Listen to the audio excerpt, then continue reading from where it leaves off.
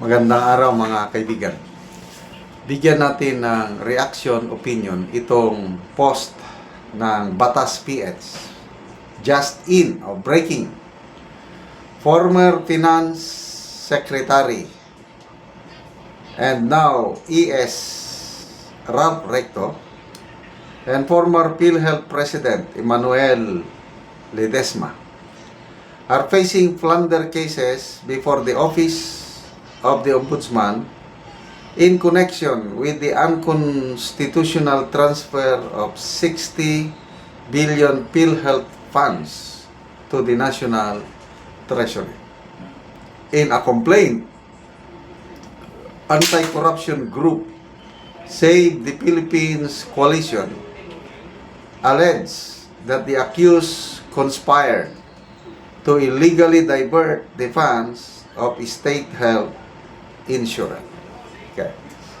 So, at least, meron ng gumalaw para sampahan ng kaso itong mga nabanggit na opisyal. Kahapon, nabasa ko ang post ni Attorney Vic Rodriguez.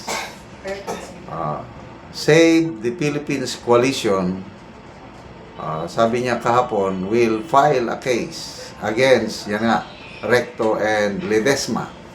At I don't know kung sino pa yung ibang kasama. I believe isa dyan si Attorney Vic Rodriguez at iba pang mga concerned abogado. Malala ko yung 2025 national budget, worst in our most corrupt in our nation's history. Ito na naman grupo ni na Attorney Vic ang nagsampa ng kaso sa Supreme Court para ma-declare unconstitutional, but hanggang ngayon wala pang desisyon ng Supreme Court, wala pang ano. So, wala na, matatapos na lang 2025. Okay, ito na lang. At least, para makita nila na they are not above the law. Itong nasa powers, nasa kapangyarihan, akala nila pwede nilang gawin ang gusto nila eh. Buti na lang at mayroon pa tayong Supreme Court. So, nag-declare ng Supreme Court na hindi pwede. Ibalik nyo, unconstitutional na. Ibabalik, kaya lang, nakakalungkot. Dahil tayo pa rin mga taxpayers ang magbabayad doon sa nilustay nila na 60 billion ginastos sa mga flood control projects. Kung ano-anong dahilan o rason ni na former Finance Secretary Recto, sinasabi na ibinigay daw sa mga health workers. Kaya lang, wala namang katibayan. Lista-listahan lang. Salita lang, laway lang. Walang kumpleto resibo. Kaya, thank you po, Attorney Vic Rodriguez, Save the Philippines Coalition. Sana ipagpatuloy nyo ang inyong pagmamahal sa bayang ito. Tama nga Save the Philippines eh. Okay, may mga nabasa akong comments kahapon nung nag-post si Attorney Vic tungkol sa pagsasampa ng kaso. May nagkomento na suntok sa buwan yan. Sasampa nyo ng plunder sa ombudsman kasamahan din nila ang ombudsman, hindi rin yan magprosper.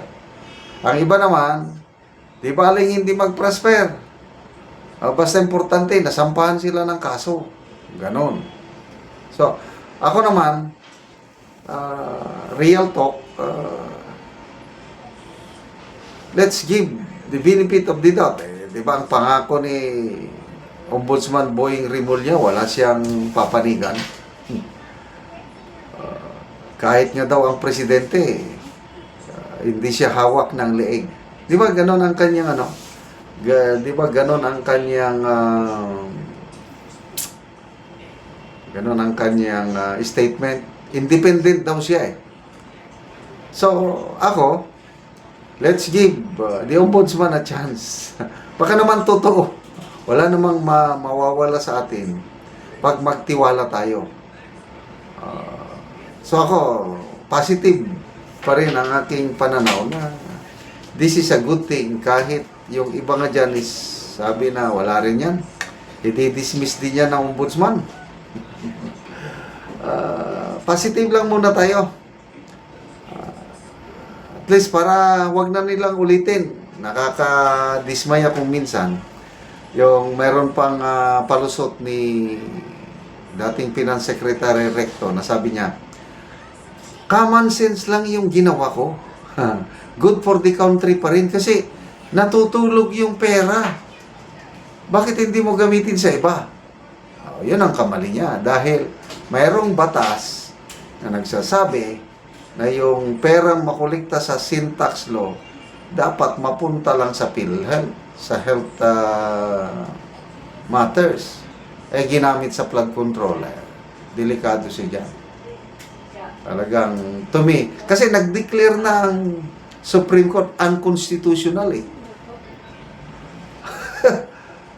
Oh, kaya ito, ako, positive ako na mayroon pa rin kabutihang loob si Ombudsman Boying Rimulya na depende sa ebidensya na may ano. So dito niya papatunayan na wala siyang sinasantok. Pagdating sa kasong ito, saka na lang tayo mag-react pag sinabi niya, dismiss yan, walang basihan. I don't know kung ano pang legal remedy ni na Attorney Vic. So, sa buong kasaysayan ng Pilipinas, sa mga presidente, administration ng Pilipinas na nasubaybayan ko, ito na yung administration na may pinakamaraming kaso na naisampa. Supreme Court man, Ombudsman na yan. Grabe. Kaliwat kanan. Nakakadismaya yung sinasabi nila na bagong Pilipinas. Anong klaseng bagong Pilipinas ang gusto nilang ipatayo? Kaliwat kanan na korupsyon. So, again, magtiwala muna tayo sa ating ombudsman. Sana manaig ang kanyang pagiging hustisya ba? Walang pinapanigan. Total, hindi naman kasama si hindi naman kinasuhan si Presidente. Kasi hindi pa siya pwedeng kasuhan. So, salamat mga kaibigan sa inyong pagsubaybay sa ating channel. Nakakatulong kayo ng malaki sa tribong Talandig ng Bukidnon. Dahil ang sweldo natin sa channel na ito is pantulong sa tribo. Namimigay tayo ng libreng yero at pako para makapagpatayo sila ng mas maayos na tirahan. Panoorin nyo ang video na ito. So, muna ni ang mataga ano yero.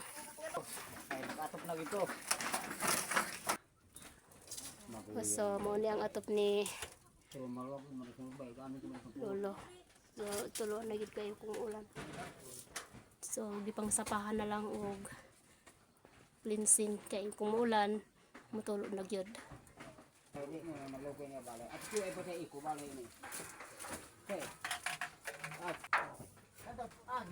So, karon pila na ni katuig ang inyong balay?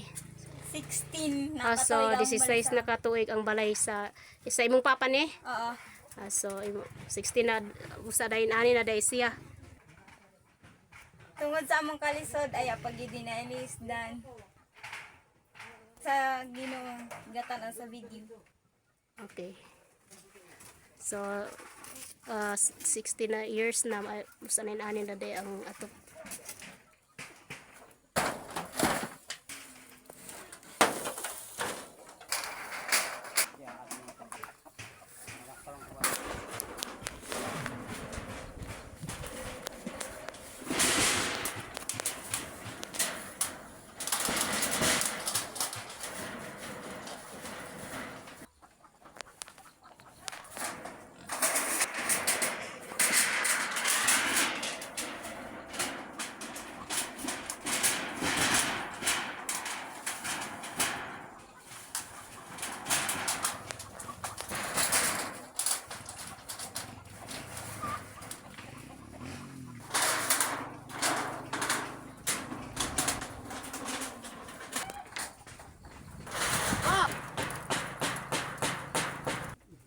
karon nahuman na og atop si tatay. So gitabangan siya sa iyang anak sa pag-atop og si tatay atong so tatay naayuhan na ang imong balay. So dili na katuluan. Salamat sa Ginoo. Tek nako. Sige tay, salamat pod.